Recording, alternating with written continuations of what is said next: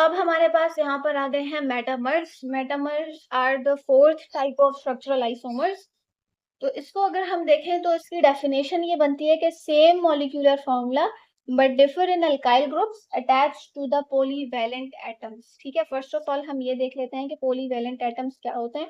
तो polyvalent atoms हमारे पास वो एटम्स होते हैं जिनके लास्ट शेल में जो इलेक्ट्रॉन्स हैं या जिनकी जो वैलेंसी है वो मोर देन 2 हो या 2 हो। ठीक है, तो इसको हम कहते हैं पॉलीवैलेंट एटम्स, और इसके अंदर हमारे पास शामिल है नाइट्रोजन, ऑक्सीजन, सल्फर और कार्बन। ये सब हमारे पास पॉलीवैलेंट एटम्स कहलाते हैं। तो पॉलीवैलेंट एटम्स के साथ जो अल्काइल ग्रुप्स की अटैचमेंट है, जब उसके अंदर डिफरेंस आ जाए तो उसको हम कहेंगे मेटामर्स। बट याद रहे कि इनके अंदर फंक्शनल ग्रुप जो होता है, फंक्शनल ग्रुप इज सेम। ठीक है, फंक्शनल ग्रुप इसके अंदर बिल्कुल सेम होगा। अगर कोई डिफरेंस होगा तो वो अल्काइल ग्रुप का डिफरेंस होगा। अब अल्काइल ग्रुप क्या होता है? अल्काइल ग्रुप हमारे पास कोई भी ब्रांच हो सकती है या कोई भी रेडिकल हो सकता है जो कि कार्बन की चेन के साथ अटैच हो, या किसी भी सिंगल कार्बन के साथ जो मजीद कार्बन अटैच होते जाते हैं उनको हम कहते हैं अल्काइल ग्रुप्स। ठीक है, अब हम इसकी एग्जाम्पल देखते हैं। ठीक है, तो ये हमारे पास इसकी एग्जाम्पल है मेटामर्स की। The first one, second one और थर्ड वन, और इन तीनों को हम कहेंगे कि ये आपस में मेटामर्स हैं।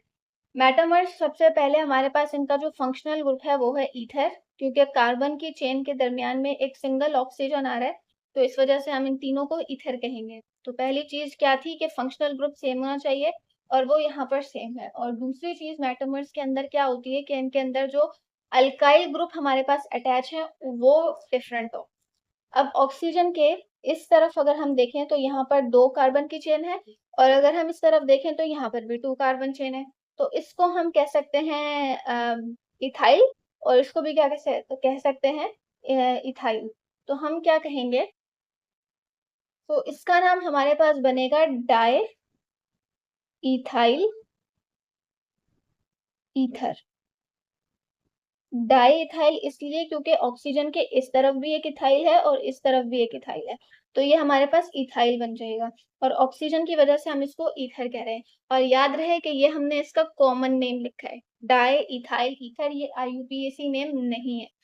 अब अगर हम दूसरे उसके ऊपर गौर करें तो ये ऑक्सीजन है। ऑक्सीजन के एक तरफ एक सिंगल कार्बन है और दूसरी तरफ हमारे पास ये 3 कार्बन है।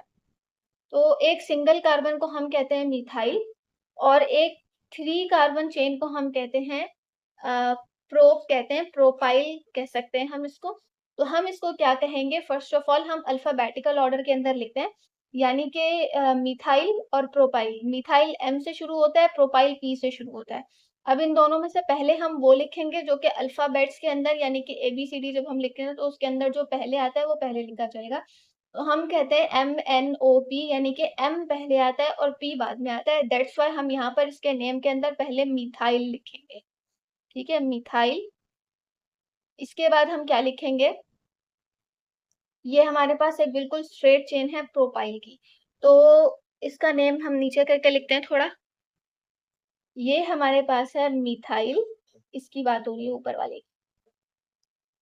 मिथाइल एन प्रोपाइल, क्योंकि ये स्ट्रेट चेन है इस वजह से हमने एन प्रोपाइल लिखा, और आखिर में ये ईथर है, दैट्स वाई अब हम यहाँ पे लिख रहे हैं ईथर। मिथाइल, एन प्रोपाइल और ईथर। अब अगर हम इस वाले की बात करें तो यहाँ पर हमारे पास ऑक्सीजन है। ऑक्सीजन के एक तरफ